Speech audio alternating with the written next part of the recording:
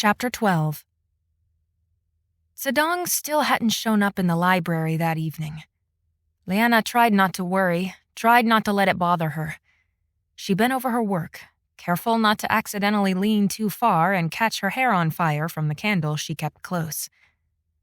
The characters swam before her eyes, but she tried to focus, tried not to think about earlier that day, staring up into the prince's face. Tried not to worry about where Zedong was and why he wasn't here. Was he still angry with her? That hardly seemed fair. She sat back. These days, instead of sitting cross-legged like normal, she had been sitting in various stretch positions and rotating as she studied. She was woefully behind in her flexibility, but she hoped these little things would pay off eventually. Around her, the library was mostly quiet. There were rows of desks toward the back of the library where most of the students studied, past the expanse of scroll shelving. This desk, however, along with a few others, was tucked into a little nook near the far wall and papered windows. She was almost completely hidden from view, except the shelves ended so she had a clear line of sight to the library door. Sconces provided minimal light, not even enough to read the characters sewn into the tapestries that lined the wall. It had a very distinct paper and ink smell. Paper and ink, plus a substantial amount of dust thrown in for good measure. That scent was the first thing that always greeted her when she entered. There was shuffling in the shelves nearby, and Liena tried to ignore the sounds. Some annoying student not being quiet. She chewed on her lip, silently rehearsing the things she'd learned in her poisons and foreign substances class.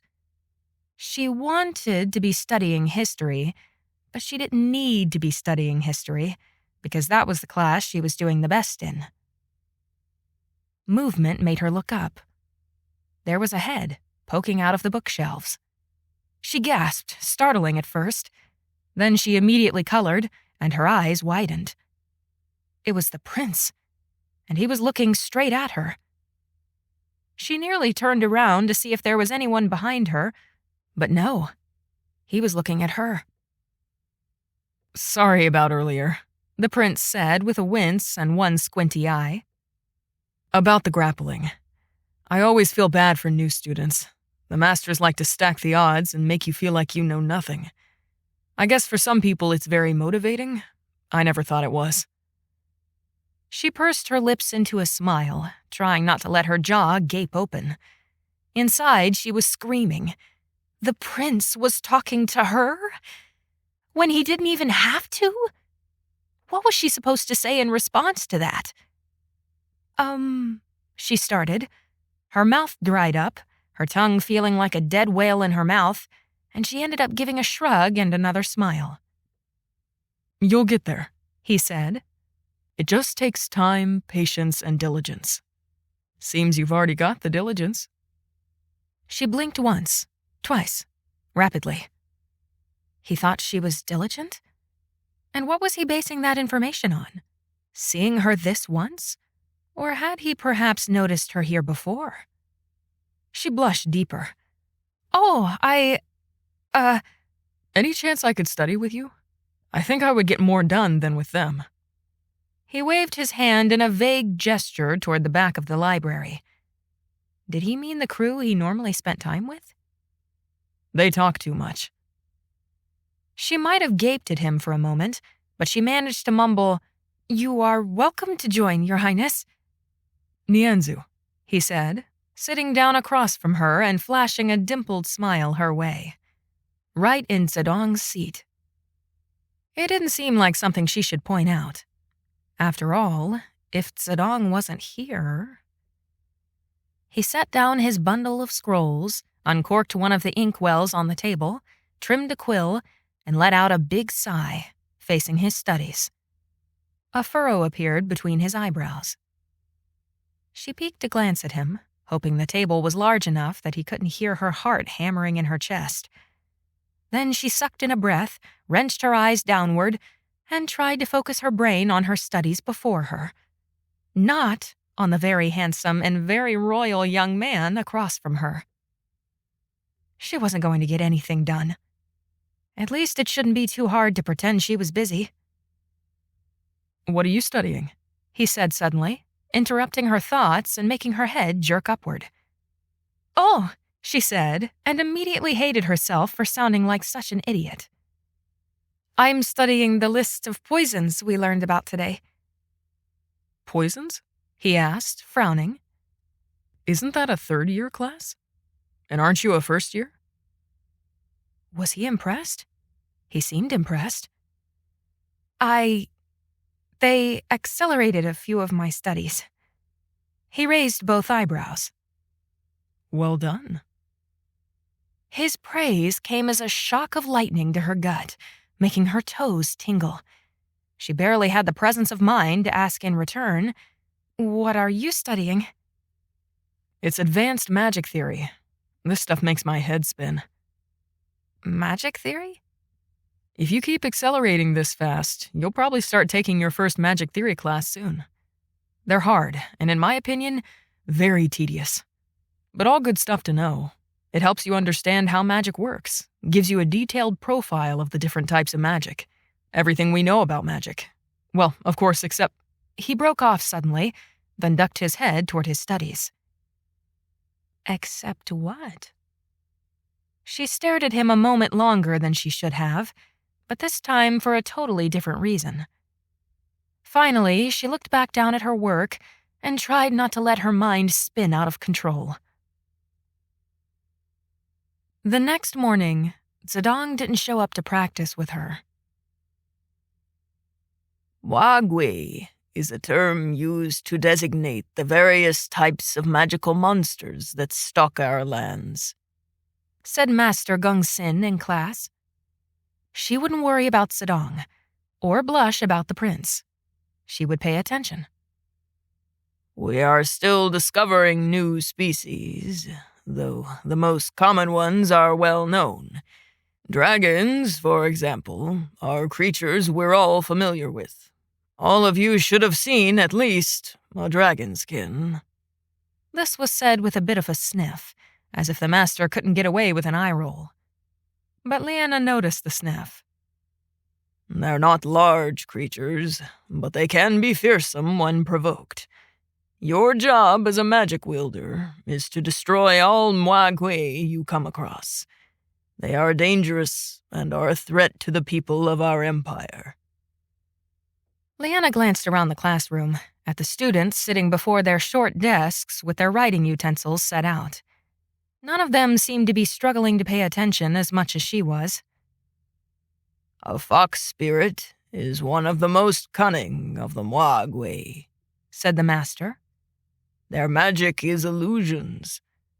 Are there any illusionists in this classroom? One student raised her hand. When the master called on her, she said, "I am not an illusionist, but my older sister is one."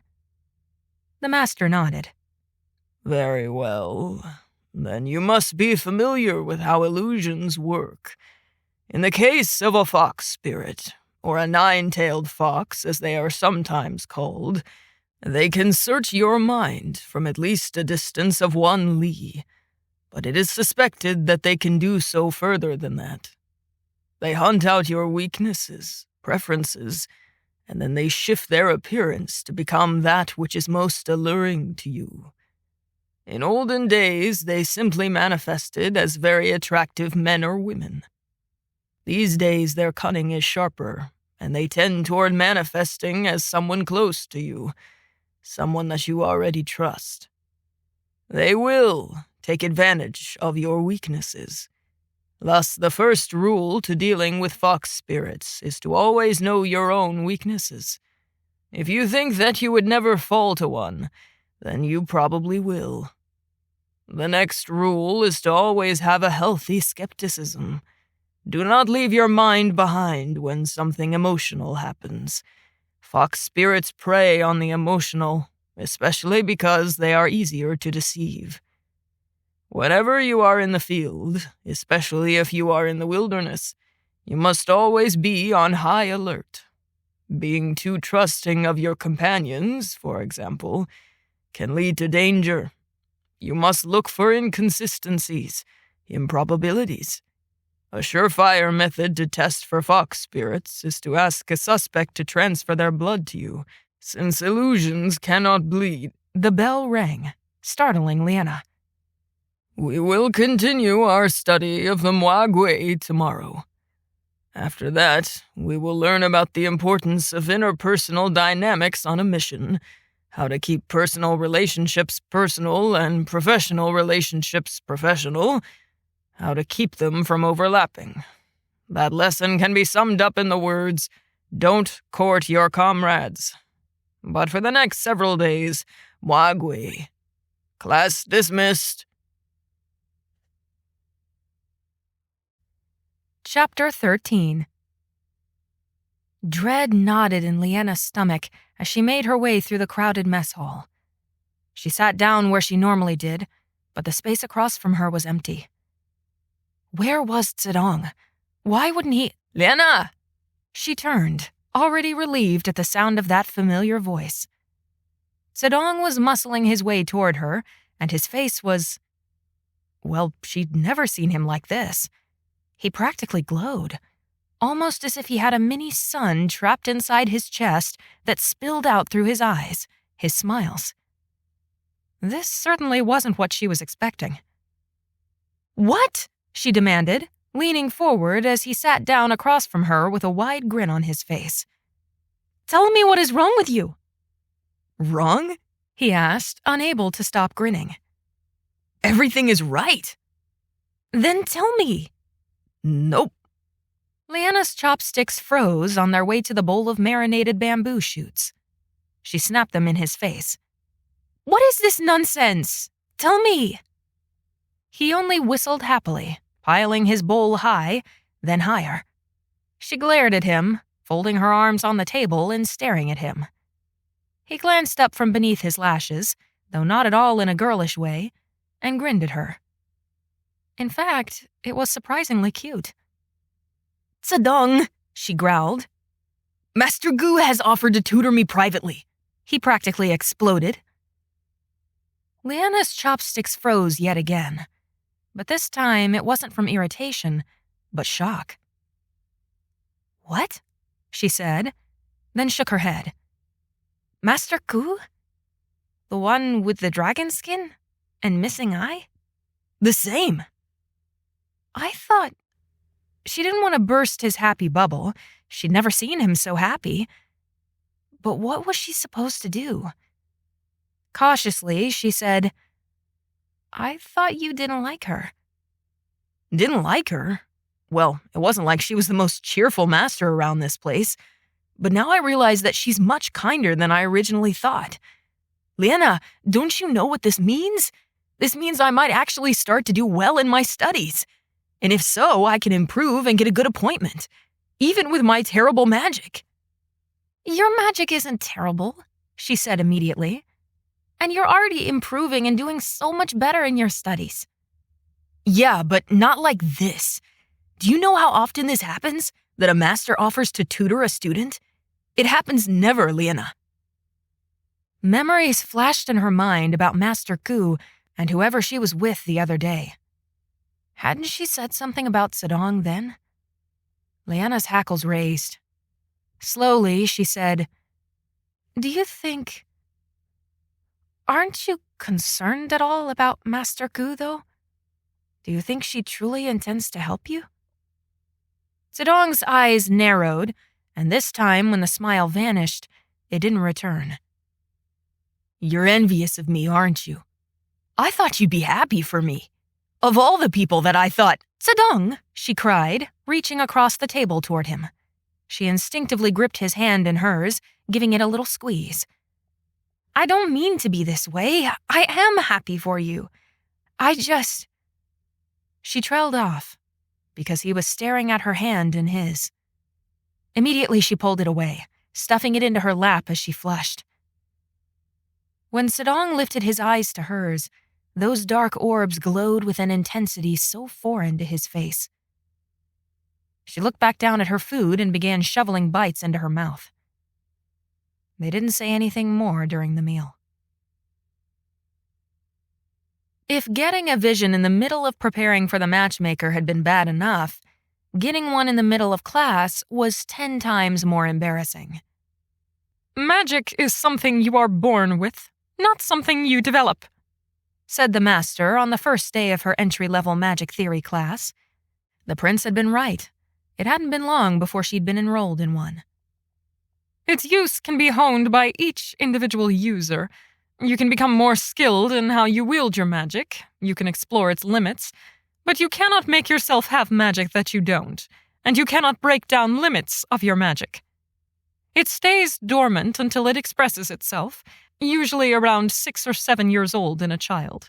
It is only in rare cases that magic develops after adolescence. The master glanced her way, then continued.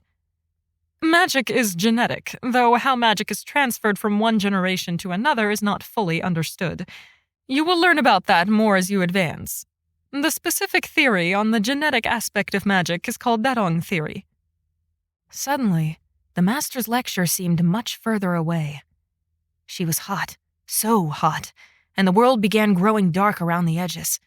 The ground pulled at her, hard, so determined to drag her down. She knew what was happening. She fought it. Around her, as her awareness of the classroom slipped away, she could see the fragments of students turning to look at her, at the master saying something to her. She might have been screaming, felt the loss of control of her limbs.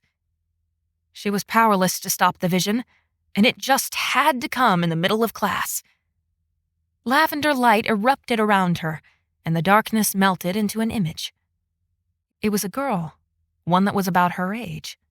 And she looked shockingly similar to Liena. She tried not to let her mind jump to conclusions as she watched the girl walk out onto some unfamiliar portico during the heat of the day. Her robes were fine silk, dark blue and embroidered with stars and moons. She walked with grace, but with meekness, her shoulders bowed forward, just slightly. The glance up that she cast was soft and timid. She was looking at... Oh. Liena's heart about stopped beating in her chest. The girl was approaching a huge, tall form. Nianzu. He stood proud in golden robes emblazoned with tongues of fire and suns. He was much older, though still strikingly handsome. There was also a heaviness, a weightiness to his presence that she hadn't felt around him. He wore a crown. He was the emperor. Liena was having a vision about Nianzu when he would become emperor. And that girl... His face was stern, a little hard-edged, but it softened into a very small smile at the girl. His eyes warmed, and there was affection in his dark gaze. When the girl stood next to him, he placed his hand on her shoulder and gave a gentle squeeze. The lavender grew brighter, sharper, cutting off the vision. She could hear distant screams that she knew must belong to her. The lavender dissipated, leaving her in darkness. The world didn't clear for several minutes. She stared at blackness, wishing it away, feeling blind and helpless. Her limbs were flailing, completely out of her control. Then, like the clouds parting after a storm, daylight broke through the dark. Filling her vision was a concerned visage, and a rather close one at that. Zedong. Relief washed through her, and her straining muscles collapsed on themselves. Slowly, she began to feel her fingers, her toes, her tongue back under her control. "Drink this," said a brisk, unfamiliar voice. Liena was hoisted up enough, and she coughed and sputtered her way through a glass of water mixed with something that tasted very dry. Zedong stared with pursed lips, his eyes wide. "You all right?" he asked softly. She swallowed, nodded. "Was that a vision?" Another nod. "7 valleys," he muttered. "I thought you were..." He stopped himself and didn't finish. She became aware of the fact that she lay in a bed, covered by a blanket in the infirmary, and that Zedong's hand was gripping hers. She started to remove it, feeling suddenly self-conscious and awkward, but then she forced herself to leave it. if it comforted him, she didn't need to yank it away. "If that was a vision," said the brisk voice, "then you are required to report it." Liena chewed on the inside of her cheek but nodded. When Sedong asked what her vision was, she merely shook her head and closed her eyes. She felt drained to the utter dregs, and she didn't want to tell him what she'd seen. Somehow, she thought he would be angry if he knew. They didn't let Liena stay very long in the infirmary. It didn't matter how exhausted or weak she felt. She was not injured and therefore should return to her classes. On her way, however, Master Ku stopped her. "Come with me, girl," she snapped. Liena could barely find enough voice to squeak, "Where are we going?" "To the headmaster's office." Oh. Was she in trouble for having a vision during class? Was she to be punished for not having better control over her magic? She hadn't thought she was supposed to control it, considering that they branded her magic as uncontrollable. But now that she thought about it, no one had said what the consequences would be for disrupting class with explosions of magic. And the academy was known for being strict and harsh. With palms sweating buckets, she followed Master Ku. The entry to the headmaster's office was almost taller than the main entry to the academy complex. The arch was either painted gold or solid gold, rimmed with intricate patterns of ruby-red mosaics. The long beams of the afternoon sun caught the glittering entrance, and the flashing was almost blinding. Liena forced her hands to unwind from her sash and fall to her side, forced them to be still. She lowered her head as she passed under the entrance. Wait, why was she holding herself so meekly? As far as she knew, she'd done nothing wrong. She lifted her chin to find herself the focus of 3 masters in black robes. They sat in their own alcoves, behind a low desk with a cup of tea next to the scrolls and parchments covering the surfaces. She noticed that the master at the forefront of the room had a completely clear desk besides his tea. It was easy to recognize the headmaster's bald head, the gray eyebrows and beard. Yet up close, she was surprised to find all his facial features drooped. His eyes angled downward, following the tilt of his mouth. Somehow even his mustache drooped. A pair of serving girls, one holding a pot of tea and the other holding nothing, were dismissed by a sweep of the headmaster's hand. Then, to Liena's surprise, he flicked his hand in Master Ku's direction. Master Ku met the disinterested gaze of the headmasters with a potent glare of her own. There almost seemed to be a slight power struggle, except it was all on Master Ku's side, as if she didn't want to obey the headmaster's bidding, and the headmaster simply didn't care. Master Ku bowed and strode out of the room, leaving Liena facing the 3 imposing figures in black. "Song Liena," said the master to her left. "Do you know why we have summoned you?" No, but she had a strong suspicion. Ought she to voice her suspicion, or pretend she was utterly ignorant? In the end, she opted for a small headshake. "Words?" snapped the master on her right. "No," said Liena. "No what?" "No, master," she said, unable to keep from lowering her head slightly. All was silent, and when Liena peeked up again, she found them all watching her carefully. She stiffened. "We have summoned you here because of the matter of Fong Zedong," said the headmaster. Liena's spine snapped straight as her eyes widened. She tilted her head to one side. Zedong? What did he have to do with any of this? She suddenly remembered Master Ku pulling her aside. Was this about that? Had she unwittingly broken some academy code? There went her hands again, reaching up to grip her beads. She shoved them down to her side. "You have befriended Fong Zedong, have you not?" Liena started to nod, then said, "Yes, master." "You have been helping him in his studies." She hesitated at first, We have been helping each other, Master. The headmaster eyed her, still managing to look bored as he did so. He stood, stepping down from his alcove, and strode past her with hands clasped behind him. They were swallowed up in the depths of his black robes. He began pacing the length of the room. Do you know what sort of marks the Fong boy was receiving at the beginning of this term?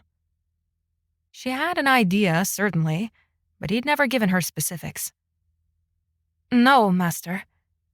She resisted the urge to turn around and watch him pace.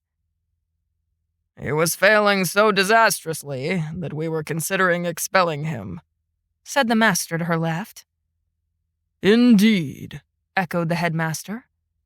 Do you know how often we expel students? No, Master. Almost never. Most of our students are hard-working, willing to devote themselves to the success of their careers, their families, and their descendants. But there are always the select few who do not even try. Fong was one of them. Do you know what happens to expelled students? No, Master. They are magic-wielders, and by law, all magic must be wielded in service to the Emperor. May his face shine like the sun to all generations. Which means that if they do not graduate from the academy, they are illegal magic-wielders. Liena had no idea where this was going. She stayed silent, racking her mind for what he intended for her to understand. We cannot release them back into society, continued the headmaster. Do you know where we send them instead? No, Master. The master to her right interjected, They are sent on Wagway exterminations. A stone dropped in her gut. It is rare that they survive even their first encounter with a Mwagwe, said the master on her left. The room started to go black again, but this time it wasn't because of her visions. She shifted her weight, breathing fast in and out through her nose. We had been weeks away from sending Fong Zedong on a Mwagwe extermination, said the headmaster. But then you came, and he began improving immensely. Liena swallowed, feeling faint as she thought of the hand that had covered hers not even a full hour ago. Your intervention in his life saved him from a gruesome fate, said the master on her left. You are officially commended by the academy, said the master on the right. The headmaster paced his way to the front of the room, where Liena faced. He studied her for one long minute. He flicked his hand in a dismissive gesture. You may leave now. Liena kept her spine tall, kept her hands firmly at her side, and kept her chin from drooping as she walked out of the room. The moment she was on the other side of the door, she gasped in relief. But then Master Gu stood before her, one eye narrowed to a slit as the dying sun caught the lines of her scars and empty socket. Back to class, girl, she snapped. She expected Master Gu to march back with her, but instead the woman stormed off in another direction. Liena wondered how soundproof the headmaster's office was. And if Master Gu had overheard, then why wasn't she happier? After all, she seemed to have taken an interest, for good or for bad, in Zedong. As Liena walked the other way, she couldn't help but turn and glance over her shoulder. She met the gaze of Master Gu across the hall, who was doing the same thing. Chapter 14. One of the things Liena had been dreading for weeks was the night games. It didn't matter how many months she had been here at the academy, she still felt woefully unprepared. All day in class she was jittery.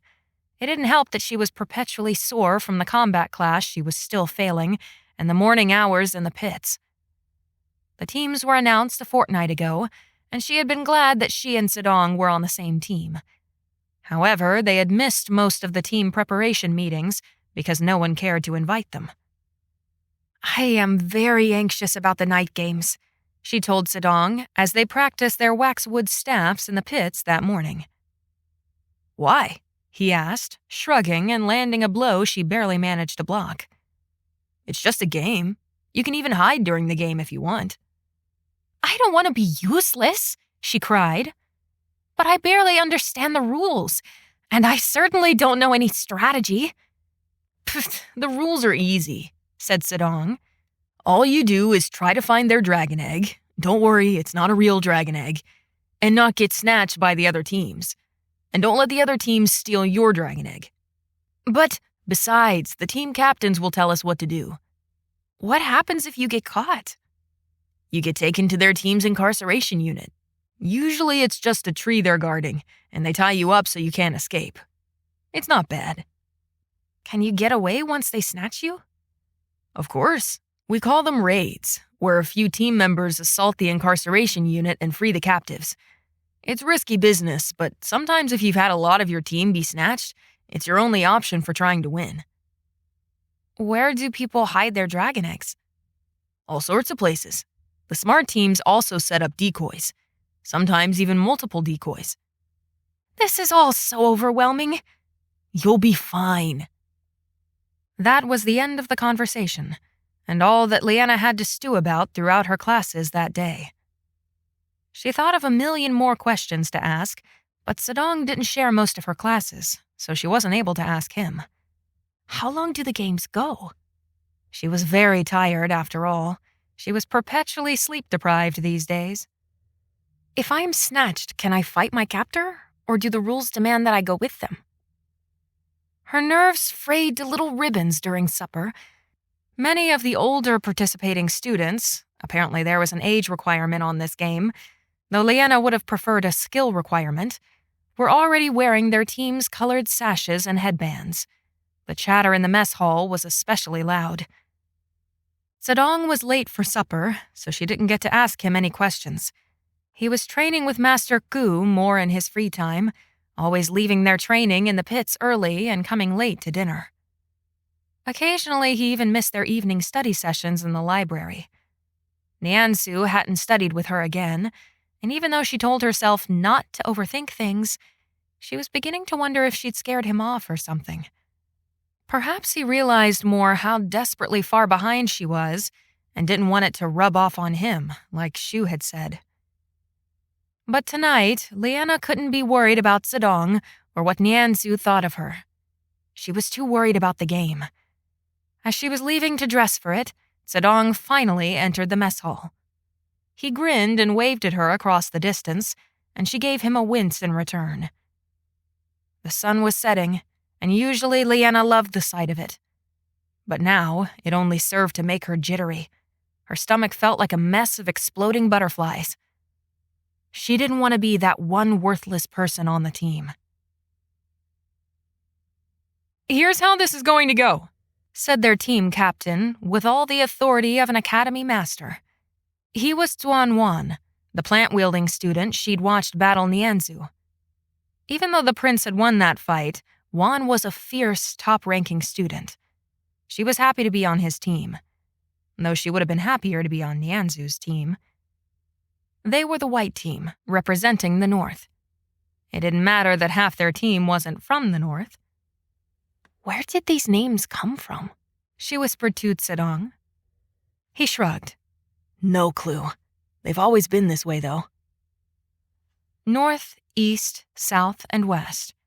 East was blue because that direction faced the ocean.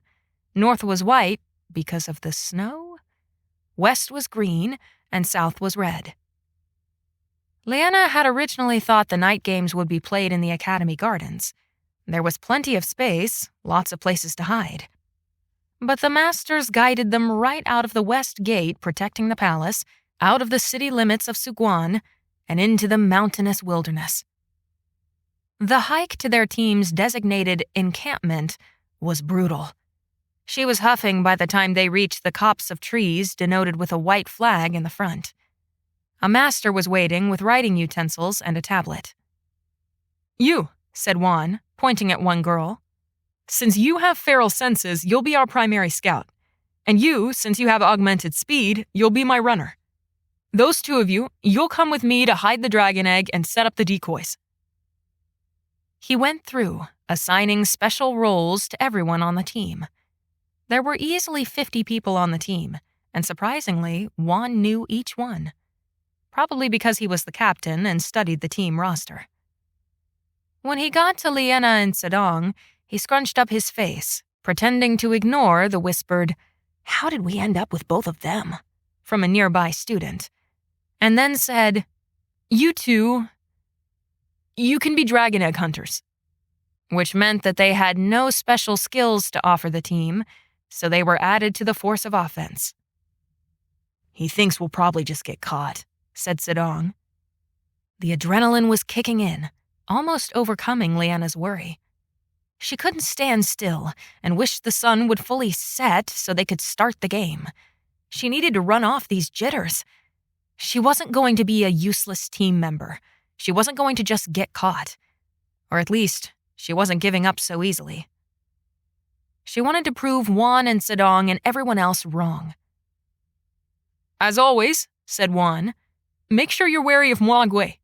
We're probably good, but we are in the wilderness, so be careful." Wait, there were Mwagwe in this area? The anxiety was back. "Relax," said Sedong, bumping her with his shoulder. "There are so many people on this mountainside that it's unlikely any monsters will come out for a snack." "You always know just what to say to ease my nerves," said Liena dryly. "Snack?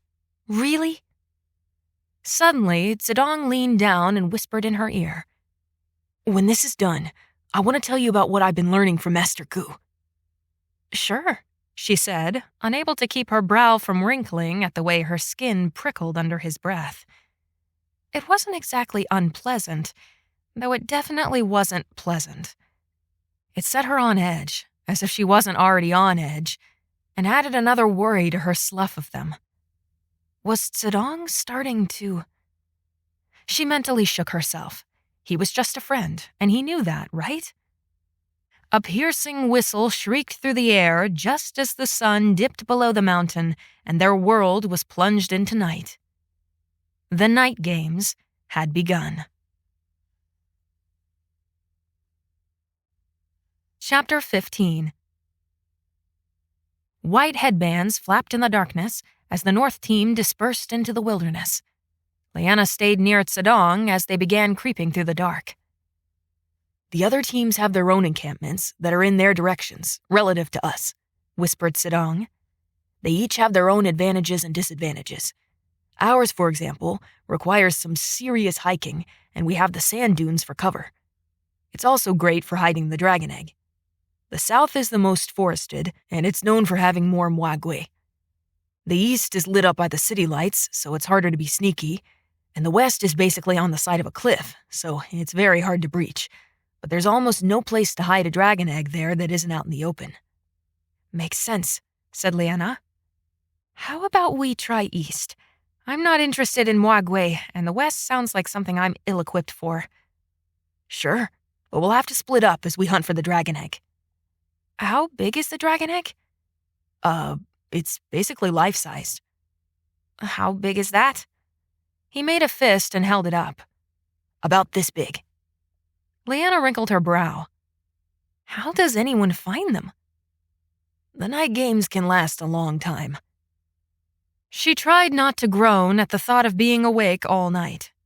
Instead, she nodded at Zedong as he split off from her and tried to ignore how her blood roared with adrenaline. The air suddenly seemed colder, and she wished she had a cloak to ward off the late autumn chill. East. Find the dragon egg. Don't get caught. She could do this. Crouching to minimize her form and her shadows, she moved quickly from tree to tree, trying not to trip over rocks or snap twigs. She still managed to be easily the loudest thing in this wilderness. The world was so quiet. She would never have guessed that hundreds of trained students slinked through its shadows. She spotted another student. She froze. The student glanced her way, then motioned her forward and kept moving. Someone on her team? It was hard to tell, but she thought her headband was white. Well, she wasn't trying to snatch Liena, so Liena decided not to worry about her. For the next 20 minutes, she kept heading toward the light of the city above the trees. It was eerily silent. Then the shouting began.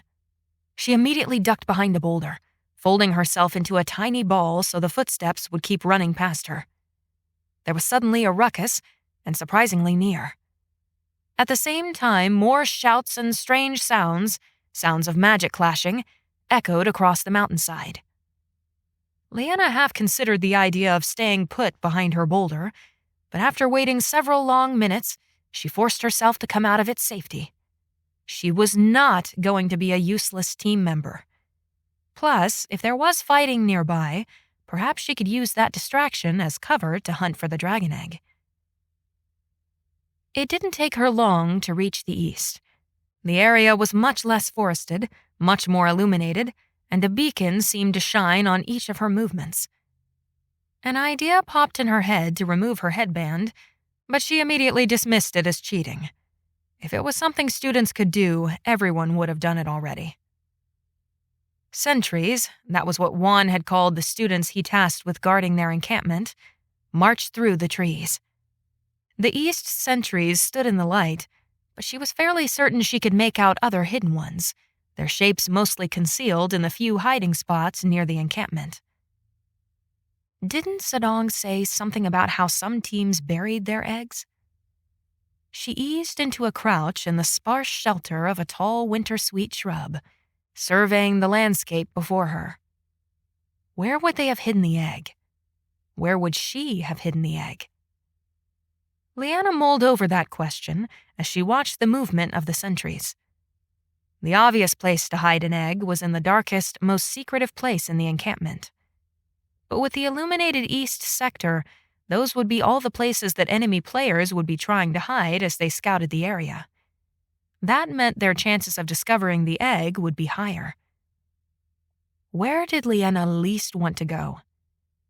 She least wanted to dart right into the brightest, most open places, because there she was most vulnerable and open to attack. So if Liena had hidden the egg, she would have put it there, in that clearing, with the 5 sentries wandering nearby, and possibly more hidden within easy range. Liena chewed on her lip, fingers fiddling with her beads. If her intuition was right and they'd buried the egg in the center there, then identifying the spot shouldn't be too difficult. The problem was having enough time to dig up the egg before she was snatched. She couldn't do this part alone. She had to find some teammates. A hand clamped over her mouth. Liena squeaked against it, her body jolting in shock. That was followed by a bitter, heavy pang of disappointment. The game had only just started, and if she was caught now, she turned to find a grin and a pair of sparkling dark eyes. Her own eyes widened, eyebrows shooting up. Oh, fathers, she hoped he couldn't feel the heat of her cheeks. It was Nianzu. He put a finger to his lips, still grinning, then let go of her mouth and crouched next to her. So close, his shoulder almost brushed hers. She fought to regain her composure, trying to recover from the horrid startle, and tried to not think about how close the Crown Prince of Jininghai was to her, with all his dimples and... "Where is it?" he whispered. She glanced sidelong at him, at the green headband on his forehead. West. "Aren't you a team captain?" she whispered instead. "Why are you here?" "Why am I here? As in, why am I not lounging back at the encampment? Do you think that because I'm a team captain I won't fight? Or because I'm a prince I won't go to war?" Her face must have betrayed her sudden horror, because he gave a quiet snicker and bumped her shoulder with his. Bumped her shoulder? Her face flamed. "I'm only teasing," he said with a smile. "Now, where did you find the egg? You had a look in your eye." She glanced at him, at the green headband, and raised one eyebrow. He raised an eyebrow back. "Oh, I see. Shall we make a deal? What sort of deal? His grin widened. You tell me where you think East Dragon Egg is, and I won't snatch you. Her jaw dropped. She stared at him for a long second. Then she was scrambling to her feet to run. He sprang after her. She only got a few feet before he caught her and spun her back around toward him. He gripped both of her wrists in each hand, holding them up in the air between them. He gave one glance over his shoulder, presumably to ensure they hadn't been spotted by the East team. He looked far too pleased to have her captive. Tell me where you think the egg is, he said, and I'll let you go. I'm not betraying my team. He winced, squinting one of his eyes. Last chance. She glared at him. He shrugged. Then you're coming back with me to West. Can I fight you? She asked, bracing herself. Fight me, he said, and canted his head to one side. Is it against the rules for me to resist snatching? A lopsided grin burst across his face. No, it is not. By all means, resist. She shot him a sour look. Swiftly, just like she'd done in her combat class, she slammed her knee upward. He let go of one of her wrists, caught her leg, and yanked on her other wrist. She stumbled and fell forward against his chest. Oh, fathers, have mercy on her. She had to get out of here, or her team would never know where the dragon egg probably was. But she was suddenly so discombobulated, caught off guard by the smell of his robes and his quick maneuver to pin her arms behind her back. She mentally ran through the tricks they'd learned in class recently, trying to find some evasion to break his hold. Nothing came to mind, and wriggling was to no avail. I'll give you one more chance to tell me where the egg is. When she tilted her head up to him, hoping against reason that he wouldn't see the color on her cheeks, she found him trying to suppress a grin. Clearly, he found it endlessly amusing that he was so much bigger, stronger, and more skilled than her. A ridiculous thought cut across her sanity. Ma would have fainted if she'd seen her like this, caught in the arms of the Crown Prince of Jenning High. Ma probably wouldn't have noticed that he was restraining her. Movement around his arm caught her attention, and at risk of being too obvious, she peeked a glance. Zedong was waving his arms at her, subtly, of course, to not catch the attention of the sentries, but Liena shook her head slightly to communicate to him that he didn't have to rescue her. That was when an idea hit her. "Ow!" she cried, seizing up in Nianzu's grasp. "Ah!" What? Came Nianzu's immediate, concerned answer. He dropped his grip on her leg, loosened her wrists. Did I step on your— "My foot!" He shuffled back a step, just barely, probably because he was wary, but it was enough for Liena to drop to the ground as though to clasp her foot. Liena, are you all right? Did I hurt you? If she wasn't so preoccupied, she would have found his concern almost as adorable as his dimples. Instead, she focused on scooping up a rock and, leaping to her feet, she hurled it directly at the clearing where the sentries were, and the egg probably was. Zedong's brow wrinkled before he turned and followed the trajectory. The sentries whirled, and half a dozen pairs of eyes landed on Nianzu and Liena, though Zedong remained hidden. Suddenly, Zedong's eyes widened with realization. Nianzu growled low in his throat. "Serves me right for underestimating you," he said, and in one swift, smooth motion, hoisted Liena up over his shoulder. She squeaked, eyes flying wide. "At least I'll get the marks for snatching you. Hang on," he called as he pinned her kicking legs. "It's going to be a bumpy ride." He broke into a run, and it was all Liena could do to not vomit down his backside. She managed to get a grip on his robes and push herself up enough to see their pursuit. Half the sentries chased after them, and she could hear their shouts, "Team captain! Get the team captain for bonus marks!" Nianzu spun around, and even after he stopped, her brain kept rattling around in her skull. Heat and light burst around them, and then he was running away from their pursuit again. Liena looked up in time to see the sentries halt before a huge wall of fire. Her eyes widened. Nianzu's hand clamped back down to pin her legs, and she yelped at the heat. Sorry, he panted. The heat dissipated. Get him! Came more yells from the east. He's got the egg!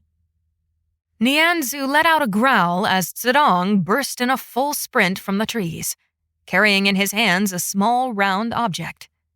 Liena nearly shrieked with joy, but then Nianzu was running even faster, up a steep slope. North has East egg, he shouted to someone, or multiple someones, as he ran. Intercept it! Fong has it! Why don't you put me down so you can go after it? Liena asked, after making sure she had a firm hold on the contents of her stomach. The world looked so much worse, so much steeper from where she dangled over his shoulder. If I get you back to the incarceration unit, wheezed Nianzu as his grip tightened on the back of her knees. Before Fong gets the egg back to your encampment, we get marks for your capture. But... She shook her head, clenching her teeth and fighting another stomach convulsion. These rules made no sense. But I thought the egg was more valuable than one captive. It is. Didn't they explain the rules of the game to you? Well, I think so, but I'm confused about... There are 4 eggs. Wait, hold on. Hey, you there. Find out what happened to East's egg. Any news of the others? Yes, Your Highness, and no, Your Highness. Send my runner. She was snatched, Highness. A growl reverberated through Nianzu's shoulders and into her midsection. She smelled smoke. I'll go rescue her in a minute, he snapped. Let me guess, south? They were waiting for Her Highness. Well, then find Shirmu and make him the temporary runner until I get her back. Yes, Highness. Did you just carry that captive all the way up the slope? She had no way of knowing, but somehow she could just feel that Nianzu grinned in response to that question. The world swam, and she went flying through the air. She landed on wobbly feet, but a hand pushed down on her shoulder, forcing her to sit. She couldn't scramble away because she was so busy making her head stop spinning and her stomach stop churning. Nianzu was barking orders to someone else, and in return he was handed several lengths of rope. She scooted backward, finally able to think again, and bumped into someone who said, "Ouch!" Another captive. Liena didn't have time to see how many captives were already there before Nianzu caught her by her ankle and dragged her back, quickly binding her feet with the rope. Sweat dripped off his nose, his brow, his chin, and his teeth were clenched. As he worked, he kept glancing up at the master, as though he raced against time. 4 eggs, he panted as he moved to bind her wrists behind her. Her struggles didn't seem to slow him down as he worked. 3 must be found before the game can end. The team with the egg that isn't found gets the most marks. But each time an egg is successfully stolen, the horn blares, and it marks the end of an age. An age? 3 ages during the game. He kept going. For as gentle as he'd been in her combat class, he apparently didn't have any qualms with tightening the bonds on her wrists until she was sure her fingers went purple. The longer someone is held captive, the more marks you earn. A mark for 1 age, 2 for 2 ages, and 6 if they're captive for all 3 ages. He finished the bonds, backed away, and held up both hands. That very instant, a horn blared. Nianzu glanced at the master standing at attention with a tablet in his hands that he was writing on. The master gave one nod, apparently indicating that Nianzu had completed the task in time. The prince let out a relieved sigh, then said with one last glance her way, "Finding dragon eggs isn't the only way to win this game." He turned, barked a few orders to the sentries, including a very stern one about not letting the captives escape, and hoisted himself down from the ledge. It was at that moment that Shu climbed up with another snatched captive. "Nianzu," she called to him. "I'm so furious I missed the horn. What are you—" "Zhenju was snatched," he called back, his voice carrying above the ledge as his head disappeared. "I'm going to free the south captives. Might see if I can get north, too." With that, the prince was gone. And no one came to rescue Liena. Chapter 16. North got East's dragon egg, but West won the game. By the time West's snatched prisoners were released, Liena's hands and feet had lost all feeling. Her body was heavy with exhaustion, and she wanted to do nothing but sleep. Or die. She was done with the night games. At least she was done for a few months. Then they would happen again, and again, and again for the rest of her time at the academy. The next day, Liena almost never saw Nianzu, but she always knew where he was. Everyone crowded around him, random students coming up and congratulating him on winning. Even the students who were too little to play in the game. It slowly dawned on her what an enormous deal the night games were to the students here, how much it shaped their world. She had thought it was just a little game, but when people wouldn't stop talking about the games for an entire week, recounting all the triumphs and defeats and discussing future strategies, she realized how important this was. The next night, she only caught a glimpse of the prince's grin when he entered the mess hall before he was enveloped in people. Zedong was also congratulated much more than she expected. There was a grudging sort of respect in those congratulations, and Shu even stopped by to say, "That was incredible. I never would have guessed you capable of that." It took Liena's gentle but firm grip on his arm to make him not lash out at her. Shu glanced at her following friends, a half-pitying glance as if to say, he can't even take a compliment. They snickered. Liena dug her nails into Zedong's arm. A sharp warning. Only when they retreated into the library to study after supper did she finally feel like she could think or talk about something other than the game.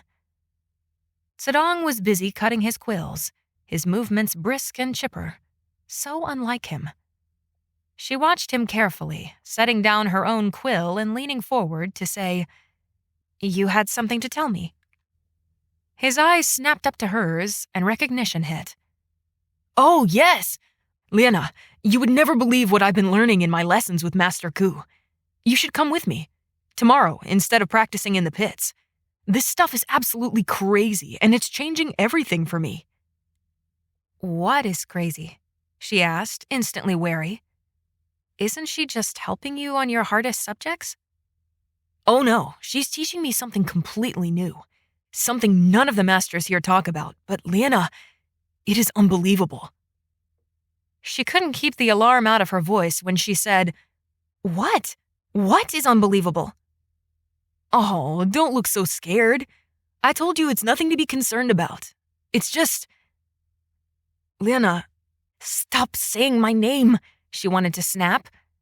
Instead, she held her tongue and reached for the necklace of wooden beads at her throat. Her finger traced the smooth lines of the biggest bead, the one with the lotus on it. A smidge of her anxiety eased. "What?" she prodded, much gentler. He stared at her, glanced around to make sure no one was listening, and then leaned forward. She expected him to finally say what he had been avoiding, but instead his face darkened and a snarl of words spewed from his lips in a hushed whisper. "Magic is so unfair." She jolted back, taken by surprise. "Unfair?" she echoed. "What? Don't tell me you don't think so. It's ridiculous. The whole lot of it. Birth determines everything. It determines your magic, your family, and your magic determines your place in this society. So if you're a magic wielder like you and me, then you will never amount to anything. You cannot improve and grow. Instead, you're stuck with whatever measly powers the fathers saw fit to bestow." This last sentence was spat out with utter vehemence. "What?" Liena said. "You don't mean..." "I can't become Prince Nianzu," said Zedong, his voice so much harsher and darker than she'd ever heard it. "What?" she said again, sounding stupid in her own ears. "What does Prince Nianzu have to do with any of this?" "He's strong, he's powerful. No one can beat him in the night games, or in the arena battles, or even in practice. And he's holding back. He literally cannot battle other students at full strength because he will kill them. Liena, how is that fair for the rest of us?" "I don't think fairness has anything to do with it. He is going to be the emperor. He comes from a line of mighty fire wielders. Of course he's strong and powerful. Life wasn't fair. Her job was to make do with what unfairness she had been dealt. Her job was to rise above the unfairness, to succeed even when no one thought she would. Even though she had so far to go, she'd already advanced through several classes in just a few months. Sure, she was still failing her combat class, and sure, she'd lost all her arena battles, but she was no longer in class with all the 6-year-olds. She even had a class with 12-year-olds. This isn't about fairness, Liena said. This is about hard work. But it isn't about hard work, is it? Zedong said, his eyes taking on a shine that was almost wild. It unnerved her. You've been working so hard, harder than almost anyone else here. And yet look at you. You're smart, diligent, but you're years behind. Years, Liena. Thank you, she replied dryly. If I ever need a morale boost, I'll be sure to come to— What if magic didn't work like this? He interrupted. What if everyone started at the same place, and the effort that you put in directly correlated to the level of success that you saw? She drew away from him sharply. A frantic look over her shoulder revealed no visible eavesdroppers, but she couldn't quell the rising alarm in her heart. What are you saying? She demanded, voice barely audible. Zedong, you aren't talking about... She didn't want to voice it. Didn't want to say the words. Black magic. What if talent wasn't a thing in magic? Zedong pressed. What if it was all skill, effort? What if— Good evening, chimed a new voice. Liena and Zedong both whirled to see— Oh, fathers! Him! She tried not to look desperately frantic and desperately hopeful at once. The prince stood there, his study materials tucked under one arm and a smile on his face. Mind if I study with you both? Or am I interrupting something? You are in— Zedong started to snarl. Not at all, cried Liena quickly, hoping her voice didn't come out too high and squeaky as she tried to cover Zedong's idiocy. When Nianzu grinned and began to take a seat, she shot a look at Zedong, telling him to stop saying things that could land him in the headmaster's office. He glared back at her. Then he looked at where Nianzu had chosen to sit, next to Liena. He ducked his head and began writing furiously on his tablet. Nianzu glanced at Zedong, tilting his head, then glanced at Liena. She gave a small smile and shake of her head, hoping he understood her, telling him to leave Zedong alone. He didn't. I don't believe we've met, said Nianzu pleasantly to Zedong. Not officially, that is, though I've seen you around. Feng, isn't it? Zedong grunted in response. Liena twisted her hands in her sash. Nianzu merely cast one questioning look at Liena, said a quick, "Nice to meet you," and arranged his study materials on the table. He was quiet, unlike the last time he'd come to study with her. No "what are you studying" questions. Liena wished he would ask, wished she dared ask him. She peeked at him while she pretended to keep studying, growing curious at his pile of scrolls. What subject was making his brow furrow like that? It didn't matter. She was being stupid. She dipped her quill and bent over her work, forcing her mind to focus. Magic theory truly was no child's play, and it was the first subject she'd encountered here at the academy that sent her mind spinning. Tonight, however, she couldn't get her brain to stop stewing. She was more concerned than ever about Zedong. What in the 7 valleys had he been talking about? What sort of idealistic nonsense had gotten into his mind? Would it affect his studies? His ability to get an appointment? What if the masters found out? Could he be punished? What if he was expelled after all? Surely it wasn't. Surely black magic wasn't involved.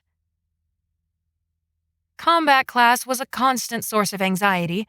She was improving by leaps and bounds in her opinion, but the problem was that everyone else was too. Improving was one thing. Catching up to peers was an entirely different battle. Was she doomed to lose every one of her arena battles? It didn't help that Niansu was right next to her. He'd sat next to her. And that maybe if she leaned a little closer, she might bump an elbow or knee against him. Which seemed like the worst thing to be thinking about now, with so many other more important things to be worried about. She wasn't going to get anything done tonight, but she wasn't leaving until she finished. She needed to whip her wayward mind and heart into shape. Nianzu was the first to leave. He bid them good night, kindly acknowledging Zedong, even though Zedong only grunted in response. Liena gave an extra warm smile. She hoped it would make up for all of Zedong's rudeness. He smiled back, giving a small nod, and turned to leave. She went back to her studies, but as his footsteps faded, she snuck one more glance before he disappeared through the doorway, and found he was looking back at her, too. Her face went hot, so hot that she immediately ripped her eyes away, so quickly that she didn't see what he did. Mortification and elation twisted in her gut like an exquisite blend of deep ocean water and expansive midnight sky. That was it. She was finished studying. There was no more hope that she would get anything done. "I'm tired," she said. "I hate him," said Zedong. "Zedong! Look at you," he snapped, slamming shut his scroll. "You're so red-faced." Deeper mortification rippled down her spine, sending her face into a dark shade of scarlet. She didn't have anything to say. How could she even begin to defend herself? And why should she? Zedong was the one being a pigeon-headed mongoose. "He is going to be the emperor," she said sternly. "You must be careful what you say about him. He's going to be the emperor, so what? Not all of us want to be in love with him, Liena." His words were like a slap. So sharp she recoiled from him. But then she fixed him with her fiercest glare, unwilling to be struck down by him, unwilling to let him get away with this. "You aren't angry at me," she said. "You're angry about your magic, and you're taking it out on me, which is no way to treat a friend." That got his attention. His scowl shifted into surprise, his dark eyes refusing to leave her face. "What do you mean?" he asked, his voice suddenly much quieter. "What do I mean? I mean that you keep doing this, where you are angry at something and then you are cruel to me. You'll drive people away by doing that, Zedong. You'll drive me away. I know it's hard to cope with our circumstances. I know it hurts you to be around powerful magic-wielders all day. But that doesn't mean you should be unkind to me." He stared at her, as though in shock, as though he'd never made that connection before. "I'm tired," Liena said again, feeling a lump forming in her throat. "I'll see you in the pits tomorrow." She left him gaping after her.